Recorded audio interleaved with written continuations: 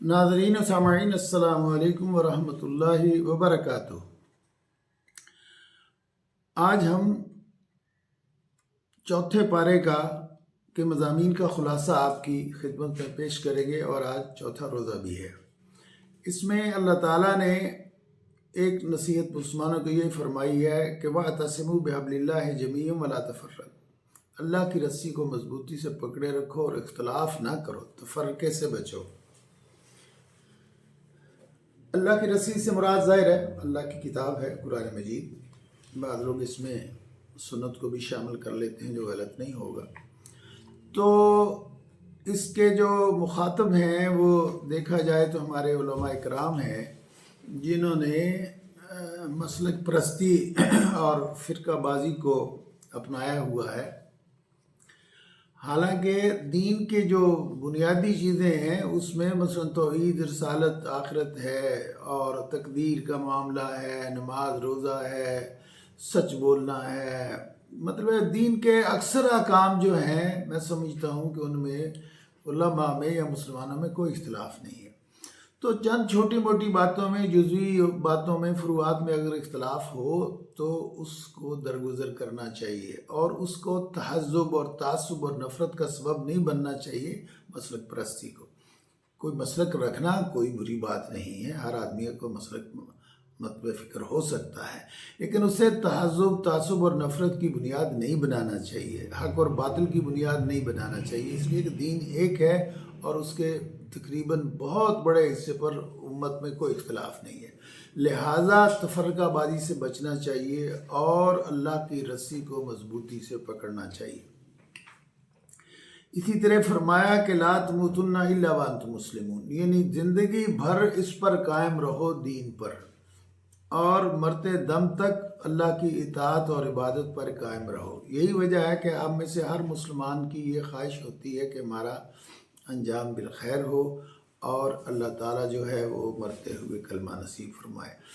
अब होता ये है जैसा कि हमारा आपका मुशाहिदा है कि आदमी जिन बातों में, जिन कामों में, जिस दिलचस्पी में ज़िंदगी भर हो वही मुश्किल में उसके काम आती है और वही आदमी शऊरी लाशऊरी तौर पर काम आता है। मेरे बड़े भाई प्रोफेसर साहब थे, वो सारी ज़िंदगी बाजमात नमाज पढ़ते थे और तहज्जुद के पाबंद थे। तो आखिरी दिनों में जब वो बीमार हुए तो बार बार, यानी बेहोश थे तो नीम बेहोशी में बार बार हाथ उठाते थे कानों की तरफ। मतलब ये है कि होश नहीं है लेकिन शऊर के साथ लाशऊर भी उनको कह रहा है कि नमाज पढ़नी है, हालांकि उनको होश नहीं थी नमाज पढ़ने की। तो आदमी, अगर हम चाहते हैं कि हमें कलमा नसीब हो और हमारा अंजाम बिल खैर हो तो हमें दीन पर अमल करना चाहिए। दीन पर अमल करेंगे, अल्लाह का ज़िक्र करेंगे, कलमा पढ़ते रहेंगे तो उस वक्त भी हमें कलमा नसीब हो। दुनिया में अगर हमारी दिलचस्पियाँ और हों तो फिर मरते वक्त भी वो नसीब होना मुश्किल है। एक ज़रूरी बात जो अल्लाह ताला ने इसमें फरमाई है वो ये है कि चूँकि तुम आखिरी उम्मत हो और नबी करीम सल्लल्लाहु अलैहि वसल्लम आखिरी नबी हैं, लिहाजा अमर बिल मारूफ और नही अनिल मुनकर जो है ये उम्मत की ज़िम्मेदारी है। कुंतुम खैर उम्मतिन उखरिजत लिन्नास तअमुरुना बिल मारूफ व तनहौना अनिल मुनकर।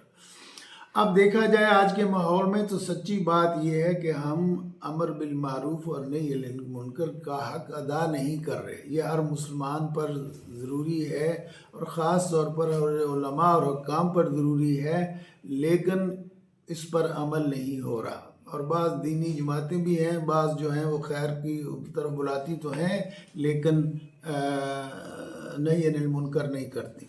नही अनिल मुनकर भी करना चाहिए लेकिन हिकमत के साथ करना चाहिए। तो ये अमर बिल मारूफ और नही अनिल मुनकर जो है ये बहुत ज़रूरी है। और नबी करीम सल्लल्लाहु अलैहि वसल्लम ने फरमाया और कि पहली कौमें इसीलिए तबाह हुई कि वो उन्होंने अमर बिल मारूफ और नही अनिल मुनकर का अमल छोड़ दिया था। तो हमारे उलमा को और हुक्काम को और आम मुसलमानों को भी ये याद रखना चाहिए कि उन्हें दूसरों को नेकी के बात करनी चाहिए, उनके साथ नेकी का हुक्म करना चाहिए और बुराई से मना करना चाहिए। अच्छा, अगरचे अल्लाह ताला ने یہ جو قرآن حکیم ہے اس کے بارے میں ایک بنیادی بات یاد رکھیں کہ یہ اس طرح کی کتاب نہیں ہے جس طرح کی کہ ہماری کتابیں ہوتی ہیں کہ ایک موضوع ہوتا ہے اور پھر اس موضوع کے بعد ہم فصلیں بنا لیتے ہیں اور سیکشن بنا لیتے ہیں اور ایک ترتیب کے ساتھ چلتے ہیں۔ قرآن حکیم جو ہے وہ اس وقت جو عربوں کا مزاج تھا اس کے مطابق نازل ہوا ہے اور عربی مبین میں نازل ہوا ہے، تو اس میں یعنی یہ نہیں ہے کہ یہاں آپ ایک صورت دیکھیں گے کہ مثلا البقرہ ہے تو اس میں ہر طرح کے احکام آ رہے ہیں، مختلف احکام آ رہے ہیں، عقائد کی بات بھی ہو رہی ہے، اخلاق کی بات بھی ہو رہی ہے، عبادات کی بات بھی ہو رہی ہے، معاملات بھی چل رہے ہیں۔ تو یہ خطاب میں یہ طریقہ اس وقت عربوں میں مروج تھا اور یہ اس میں کوئی حرج بھی نہیں ہے، اس لیے کہ جو ویرائٹی ہے وہ آدمی کو ایفیشنسی کی طرف لے کے جاتی ہے۔ تو بہرحال معاشرت اور معیشت سے متعلق کچھ احکام جو ہیں وہ ہم نے جمع کیے ہیں۔ مثلا ایک فرمایا، اور ایک بات یہ یاد رکھیے کہ یہ جو صورت ہے آل عمران اور جو چوتھا پارہ ہے جس میں تھوڑا سا حصہ سورہ نساء کا بھی آتا ہے، تو ایک تو یہ یاد رکھیے کہ اس میں یعنی احد کی شکست کے بعد اس میں 70 مسلمان شہید ہو گئے تھے، کچھ مسائل پیش آ رہے تھے۔ مثلا ایک یہ تھا کہ جو صحاب شہید ہو گئے تھے اب ظاہر ہے وہ ان کے بچے یتیم ہو گئے، تو اللہ تعالیٰ نے اس لیے یہ فرمایا کہ یتیموں کا مال جو ہے وہ ناحق نہ کھاؤ۔ اگر تم ان کے گارڈین ہو اور ان کے حصے کی زمین یا جائیداد یا پیسوں کا استعمال کر رہے ہو تو اس میں ناحق نہ کھاؤ، اس لیے کہ یہ بہت بڑا گناہ ہے۔ جو ان کا مال جو ہے وہ اس کو اپنے مال کی طرح سمجھ کے استعمال کرو، اور اگر تم کمزور ہو، غریب ہو، تو پھر بھی اخلاص کے ساتھ اور عرف کے مطابق اس میں سے کھاؤ۔ دوسری بات جو فرمائی اللہ تعالیٰ نے یہاں یہ کہ وراثت کے احکام مقرر کر دیے۔ اب وراثت کے احکام ساری دنیا میں مختلف ہیں، لیکن اللہ تعالیٰ نے ہمیں اسی لیے تفصیل سے یہ احکام عطا فرما دیے ہیں کہ اس لیے انسان جو فیصلے کرتا ہے وہ عام طور پر غلط کرتا ہے، لیکن بدقسمتی سے ہمارے جو لوگ ہیں، ہم پاکستان میں بھی وراثت کے احکام پر عمل نہیں کرتے، خصوصاً عورتوں کے حقوق ان کو نہیں دیتے۔ اللہ تعالیٰ نے عورتوں کو بھی اسی طرح حق رکھا ہے وراثت میں جس طرح کے مردوں کا حق رکھا ہے، اگرچہ مردوں کی چونکہ مالی ذمہ داریاں زیادہ ہوتی ہیں تو اس لیے مردوں کا حق دوگنا رکھا ہے، لیکن پھر بھی عورت جو بہن ہو، بیٹی ہو، ماں ہو، جو بھی ہو، اس کے بھی حق ہے۔ تو لوگ جو ہیں وہ عورتوں کو حق نہیں دیتے۔ مثلا آپ نے دیکھا کہ جنوبی پنجاب یا سندھ میں لوگ بیٹیوں کی قرآن سے شادی کر دیتے ہیں، یا بیٹی جوان ہو تو کسی بوڑھے رشتہ دار سے اس کی شادی کر دیتے ہیں۔ تو یہ حرکتیں ہم اس لیے کرتے ہیں تاکہ ہمیں عورتوں کی وراثت جو ہے وہ دوسرے آدمی کو منتقل نہ ہو جائے، حالانکہ جب قرآن یہ کہہ رہا ہے کہ ہم نے حصے مقرر کر دیے ہیں تو پر ان حصوں پر عمل کرنا چاہیے۔ بلکہ اللہ تعالیٰ نے جب یہ وراثت کے احکام نازل کیے تو فرمایا تلک حدود اللہ، یعنی یہ اللہ کی حدیں ہیں جنہیں تمہیں پار نہیں کرنا چاہیے، اور جو کرے گا اس کے بارے میں فرما دیا کہ اس کی سزا جہنم ہے۔ وَمَن يَعْصِ اللَّهَ وَرَسُولَهُ وَيَتَعَدَّ حُدُودَهُ يُدْخِلْهُ نَارًا خَالِدًا فِيهَا وَلَهُ عَذَابٌ مُّهِينٌ، وہ ہمیشہ کے لیے جہنم میں رہے گا جو وراثت کے احکام کی خلاف ورزی کرتا ہے۔ تو ہم مسلمانوں کو جو اس پر عمل نہیں کرتے اللہ کی وراثت پر، جو کہتے ہیں کہ مثلا بڑے بیٹے کو دے دو، یا عورتوں سے عام طور پر لکھوا لیتے ہیں جی ہم بھائیوں کو دیتی ہیں، تو مطلب یہ ظلم اور زیادتی نہیں ہونا چاہیے، اور ہم مسلمانوں کو اخلاص کے ساتھ وراثت کے جو احکام اللہ تعالیٰ نے نازل فرمائے ہیں ان پر عمل کرنا چاہیے۔ اچھا، یہاں آئلی قوانین کے بارے میں جو باتیں ہو رہی ہیں اس میں ایک یہ بھی ہے، اللہ تعالیٰ نے فرمایا کہ عورتوں سے حسن سلوک کرو۔ بعض اوقات ایسا ہوتا ہے کہ آدمی جو ہوتا ہے وہ گہری نظر سے چیزوں کو نہیں دیکھتا، تو اللہ تعالیٰ فرماتے ہیں کہ ممکن ہے اس میں خیر ہو اور تمہیں فوری طور پر نظر نہ آئے تو تم اس کا حق ادا نہ کرو۔ تو اللہ تعالیٰ نے فرمایا کہ اس لیے چیزوں کو کنسیڈر کرو اور جلدی سے طلاق دینے کی طرف نہ جاؤ، بلکہ ان سے حسن سلوک کرو۔ اچھا، یہاں ایک اور مسئلہ تھا کہ جو عورتیں جو بچیاں یتیم ہوئی تھیں عہد میں، ان میں سے شادی کے جو مسائل تھے تو اس میں اللہ تعالیٰ نے یہ فرمایا، اگرچہ اس وقت کی ضرورت یہ تھی لیکن یہ مستقل احکام ہے کہ اللہ تعالیٰ نے فرمایا کہ تمہیں 4 تک مردوں کو شادیاں کرنے کی اجازت ہے، لیکن بہتر یہ ہے کہ ایک ہی کرو اگر تمہارے لیے عدل کرنا مشکل ہو۔ اور اس بات کو نوٹ کیجئے کہ عدل کرنا مشکل ہوتا ہے، مشکل نہیں ہوتا، بہت مشکل ہوتا ہے۔ عام طور پر لوگ کیا کرتے ہیں کہ پہلے کوئی چھوڑ دیتے ہیں، لٹکا رکھتے ہیں، اس کی طرف توجہ ہی نہیں دیتے، تو یہ نہیں، تو فرمایا ایک ہی کرو اگر تم عدل نہیں کر سکتے، عدل کر سکتے ہو تو تم 4 سے کر سکتے ہو۔ اچھا، بعض لوگ آج کے جو مغرب کی تہذیب کی پیروی کرتے ہیں وہ سمجھتے ہیں، کہتے ہیں جی یہ دیکھیے نا، عورتوں کو 4 عورتوں تک شادی کی اجازت دی ہے اور عورت کو تو اجازت نہیں دی کہ وہ 1 سے زیادہ مرد کرے۔ بھئی اللہ کے بندوں، دیکھنے والی بات یہ ہے کہ اس وقت مثلا یورپ میں دیکھیے کہ وہ دوسری شادی کو برا سمجھتے ہیں، لیکن وہاں زنا کی اجازت ہے۔ یعنی کیسی دو عملی ہے، کیسی دو رخی ہے کہ ایک مرد جو ہے وہ ناجائز جنسی تعلقات 10 عورتوں سے بھی رکھے تو تہذیب اس کو کچھ نہیں کہتی، اور قانون یہ کہتا ہے کہ تم مرضی سے اپنی مرضی سے بھی کر سکتے ہو، عورت کو بھی اجازت ہے، مرد کو بھی اجازت ہے۔ اب سوال یہ ہے کہ اسلام اگر اس بات کا قانونی راستہ کھولتا ہے کہ بجائے اس کے کہ زنا عام ہو اور فحاشی اور بدعملی جو ہے وہ پھیلے اور لوگوں کے اخلاق تباہ ہوں، تو اس کی بجائے اللہ تعالیٰ نے یہ فرمایا کہ اگر آدمی مرد جو ہے وہ ضرورت سمجھے، مجبور ہو، تو وہ دوسری شادی کر سکتا ہے، تیسری چوتھی بھی کر سکتا ہے، لیکن بشرطے کہ ان میں عدل نہ کرے۔ یہی وجہ ہے کہ آپ دیکھیے گا کہ سارے عالم اسلام میں بشمول پاکستان مسلمانوں کی میرے خیال میں شاید 90% تک ایک ہی بیوی ہوتی ہے۔ سعودی عرب کی مثال البتہ الگ ہے، میں وہاں کئی سال رہا ہوں، اور وہاں ان کی معاشرت ہے، یعنی وہاں کی معاشرت یہ ہے کہ وہ 1 سے زیادہ شادیوں کو کنسر نہیں سمجھتے، وہ یعنی ان کے یہاں یہ عام بات ہے کہ جو کھاتے پیتے لوگ ہیں وہ 3-4 شادیاں کر لیتے ہیں، اور مطلب یہ وہاں کی معاشرت ہے۔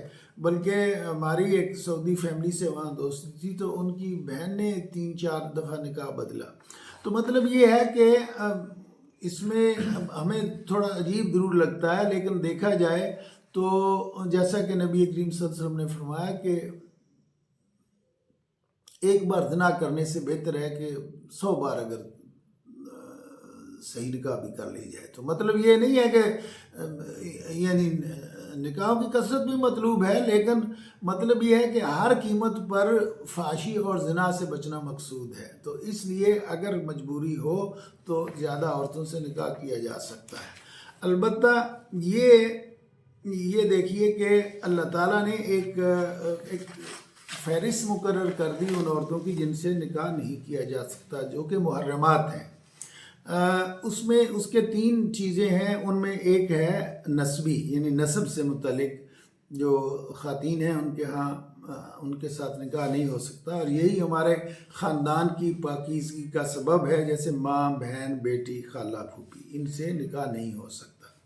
اچھا، جو رضائی ماں اور اس کی اولاد ہو اس سے بھی نکاح نہیں ہو سکتا، یعنی جو بچے کسی اپنے ماں کے علاوہ دوسری ماں کا دودھ پئیں تو اس ماں سے اور اس کی اولاد سے بھی نکاح نہیں ہو سکتا۔ اور پھر یہ جو مصاہرت ہوتی ہے، جو ہمارے ان-لاز ہوتے ہیں، ساس سسر وغیرہ، یہ بھی ان کی حیثیت بھی ماں باپ جیسی ہوتی ہے، ان کے ساتھ بھی نکاح نہیں ہو سکتا۔ تو معاشرتی تعلیمات کے علاوہ اس پارے میں جو ایک اور بڑا موضوع ہے وہ یہ ہے کہ اللہ تعالیٰ نے بتایا ہے کہ جنت میں لے جانے والے اعمال کون سے ہیں۔ ایک بات تو یہ فرمائی کہ مومنوں کی نشانی ہے والذین ينفقون فی السراء والضراء، یعنی خوشحالی ہو یا تنگ دستی وہ اللہ کی راہ میں خرچ کرتے ہیں۔ مطلب یہ کہ خرچ کرنے کے لیے یہ نہیں کہنا چاہیے کہ صرف امیر ہی خرچ کر سکتے ہیں، بلکہ متوسط طبقے کے اور غریب بھی خرچ کرنا چاہیے اللہ کی راہ میں۔ ہاں، یہ ہے کہ آپ اپنی استطاعت کے مطابق خرچیں، ایک امیر آدمی اگر 1,00,000 دے سکتا ہے اور ایک غریب آدمی اگر 100 روپیہ بھی دے سکتا ہے تو اس 100 روپے کی قیمت اس 1,00,000 سے کم نہیں ہے اللہ کے نزدیک۔ اور جیسا کہ غزوہ تبوک کے سلسلے میں یہ حدیث میں آتا ہے کہ ایک آدمی کے پاس کچھ نہیں تھا، نبی کریم صلی اللہ علیہ وسلم نے حکم دیا کہ سارے لوگ زیادہ سے زیادہ انفاق کرو، اس لیے کہ سفر لمبا ہے اور دور کا ہے اور اخراجات زیادہ ہیں، تو سب لوگوں نے دیا۔ یہ وہی موقع ہے جس پہ حضرت ابوبکر رضی اللہ تعالیٰ عنہ سارا گھر لے کے آ گئے تھے، حضرت عمر رضی اللہ تعالیٰ عنہ آدھا گھر لے کے آ گئے تھے، آدھی چیزیں۔ تو ایک غریب مسلمان نے سوچا کہ میرے پاس تو کچھ نہیں ہے، اس نے مزدوری کے دن میں اور جو کھجوریں اسے ملی وہ شام کو لے کے آیا اور شرمندہ سا تھوڑا سا ایک طرف جا کے چپکے سے جا کے وہ کھجوریں رکھا ہے۔ آپ نے فرمایا اس کو، آپ نے دیکھ لیا، اس کو بلایا کہ یہ کیا ہے؟ اس نے کہا جی میں مزدوری کی ہے، تو یہ کھجوریں کچھ بچی تھی تو میں نے کہا میں بھی اپنا حصہ ڈالوں۔ تو آپ نے فرمایا یہ اتنی بابرکت ہے کہ سارے ڈھیر پر پھیلا دو۔ تو مطلب یہ ہے کہ اللہ کوئی بڑی پیسے زیادہ خرچ نہیں ہوتا، اللہ تعالیٰ یہ دیکھتا ہے کہ آپ کی نیت کیا ہے، آپ کا ایمان کیا ہے۔ تو اگر صحیح نیت سے صحیح ایمان سے غریب آدمی تھوڑا سا بھی خرچ کرے، 100 روپے بھی دے، میں کہتا ہوں 10 روپے بھی دے، اور وہ اس کی اتنی ہی حیثیت ہے تو اللہ تعالیٰ اس کو بھی قبول فرمائے گا، اس کو بڑا اجر دے گا۔ دوسری بات یہ فرمائی کہ مسلمانوں کی ایک خوبی یہ ہونی چاہیے کہ وہ نرم ہوں، حلیم الطبع ہوں، غصے پر قابو پائیں اور معاف کر دیں۔ والکاظمین الغیظ والعافین عن الناس، تو یہ خوبی انسان میں ہونی چاہیے کہ ایسا نہیں ہے کہ غصہ آیا تو تہس نہس کر دیا، برتن توڑ دیے، کسی کو مارا، کسی کو گالیاں دی، یہ نہیں ہونا چاہیے، بلکہ غصے پر قابو پانا چاہیے۔ نبی کریم صلی اللہ علیہ وسلم نے فرمایا کہ پہلوان وہ نہیں ہے جس میں فزیکلی جو بہت سٹرانگ ہو، بلکہ غصے پر قابو پانا اور معاف کر دینا یہ بھی حلیم ہونے کا تقاضا ہے۔ اسی طرح فرمایا کہ اللہ کو یاد کرو، یعنی اگر گناہ ہو جائے تو اللہ کو یاد کرو۔ والذین اذا فعلوا فاحشۃ او ظلموا انفسهم ذکروا اللہ، تو اللہ کو یاد کرنا چاہیے، یہ معصیت سے بچانے میں مدد دیتا ہے۔ فرمایا توبہ اور استغفار کرو، فاستغفروا لذنوبہم، یہ ضروری ہے کہ توبہ کرو اور توبہ بھی جلدی کرو۔ اب ہمارے ہاں جو بعض لوگ کہتے ہیں جی خیر ہے ابھی تو جوان ہیں ہم، اب اتنی مصروفیت ہے، مشغولیت ہے، بزنس ہے، نوکریاں ہیں، بال بچے ہیں، بوڑھے ہو جائیں گے تو مسجد تہجد بھی پڑھ لیں گے اور مسجد بھی جایا کریں گے اور نفلیں بھی پڑھ لیں گے۔ فرمایا نہیں، اللہ تعالیٰ نے فرمایا ان التوبۃ علی اللہ للذین یعملون السوء بجہالۃ ثم یتوبون من قریب، یعنی فوراً توبہ کرنی چاہیے، اس لیے کہ ہمیں زندگی کا کوئی بھروسہ تو نہیں ہے کہ ہم کو ٹھیکہ لے کے تھوڑا ہی آگے 80-90 سال تک جئیں گے۔ اللہ کی مرضی ہے جس کو جتنی زندگی دے، لیکن ہمیں تو یہ پتہ نہیں ہے نا، تو اس لیے توبہ کرنے میں دیر نہیں کرنی چاہیے اور معصیت پر اصرار نہیں کرنا چاہیے، یہ بھی توبہ کا ایک تقاضا ہے۔ وَلَمْ يُصِرُّوا عَلَىٰ مَا فَعَلُوا وَهُمْ يَعْلَمُونَ، یعنی گناہ پر اصرار نہیں کرنا چاہیے، اچھا یہ دیکھی جائے گی، کر لیں گے، توبہ بھی کر لیں گے، تو نہیں، دیر نہیں کرنی چاہیے، توبہ میں جلدی کرنا چاہیے۔ اور توبہ کا یہ حصہ ہے کہ آدمی اپنے آپ سے وعدہ کرے، اللہ سے وعدہ کرے کہ میں یہ کام دوبارہ نہیں کروں گا، نادم ہو اور اس بات پر یہ دیکھے کہ میں نے یہ کام دہرانا نہیں ہے، یعنی ارادہ پورا ہو کہ معصیت پر اصرار نہیں کرنے۔ والذین یذکرون اللہ قیاما وقعودا وعلی جنوبہم، فرمایا کہ صرف یہ نہیں فرمایا کہ ذکر کرو، فرمایا ذکر کی کثرت کرو، اٹھتے بیٹھتے لیٹے ہوئے ہر وقت ہر حالت میں ذکر کیا کرو۔ حضرت عائشہ رضی اللہ عنہا سے پوچھا کسی نے کہ آپ صلی اللہ علیہ وسلم کے ذکر کی کیفیت کی، تو آپ نے فرمایا کہ نبی کریم صلی اللہ علیہ وسلم ہر وقت ذکر کرتے رہتے تھے، ہر حالت میں ذکر کرتے رہتے تھے۔ تو اس لیے ذکر ہی مطلوب نہیں ہے، اللہ کا ذکر کثرت سے کرنا چاہیے، یہ بہت ساری ہماری قلبی بیماریوں کا علاج ہے۔ ذکر جو ہے وہ ہمیں غفلت سے بچاتا ہے اور اللہ کی بندگی کی طرف لے آتا ہے۔ وہ لوگ عجیب و غریب ہیں جو کہتے ہیں جی کثرت ذکر ایسے کیا فائدہ کرنے کا کہ ہمیں اللہ میں تیری تابعداری کرے گا، تابعداری کو 100 بار تسبیح رولتے رہو. بھئی یہ تسبیح اسی لیے رولتے ہیں، یہ ذکر اس لیے کرتے ہیں تاکہ آدمی غفلت سے بچے اور اعمال صالحہ کا صدور اس سے ہو. اگر آدمی اللہ کا ذکر ہی نہیں کرے گا تو اسے غفلت کیسے دور ہوگی؟